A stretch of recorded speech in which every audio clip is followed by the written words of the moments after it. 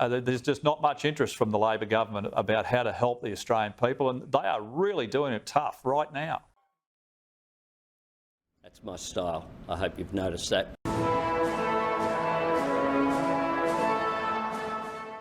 We are ranking pretty badly in economic terms. In terms of the world's most resilient economies, we have fallen from 20th place, from first place to 20th place. We were number one in 2004. We've also dropped 15 places on economic competitiveness.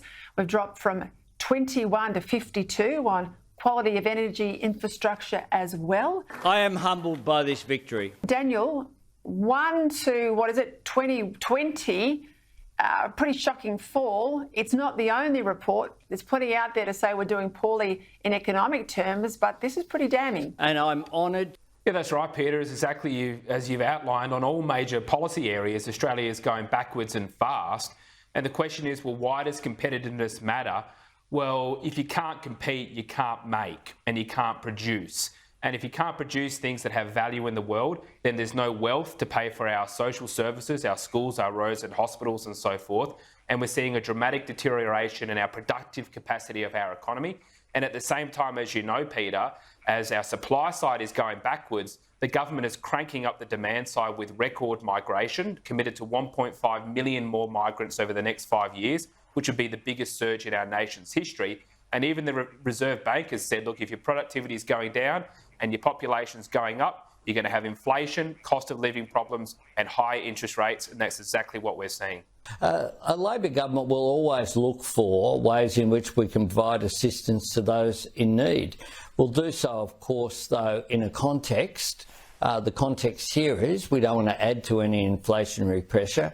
And of course, the OECD too, Keith Pitt, gave us the worst result, the worst report card in terms of cost of living.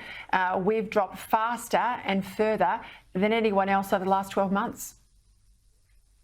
Well, the only question here is what's changed, Peter? Well, you have a Labor government.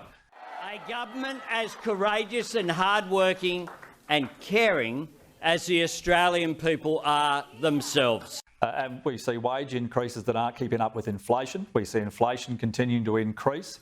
We see the cost of living, whether it's food or electricity or gas or fuel, continue to go up. Labor's plan to create jobs, cut power bills, boost renewables.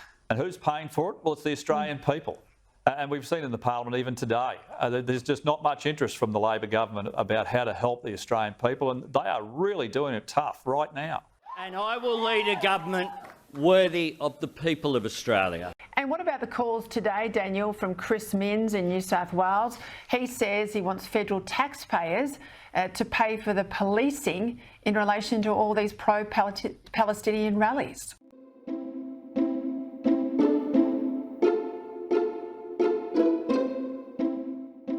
Well, it's passing the buck, Peter. I mean, why is it that governments could lock literally millions of Australians in their homes for months, but apparently they can't stop these protests? It doesn't make sense. This is not a practical issue. This is not a dollars and cents issue. This is a moral issue.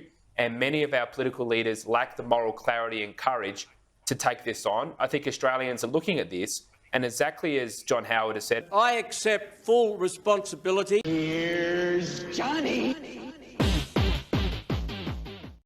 This is raising serious questions about the future of multiculturalism in this country when we see social cohesion breaking down and a lack of this clear moral clarity from our government. Australians are waking up and saying, I don't know what country I live in anymore. This should not be happening, and we need a clear guidance from government that this must end.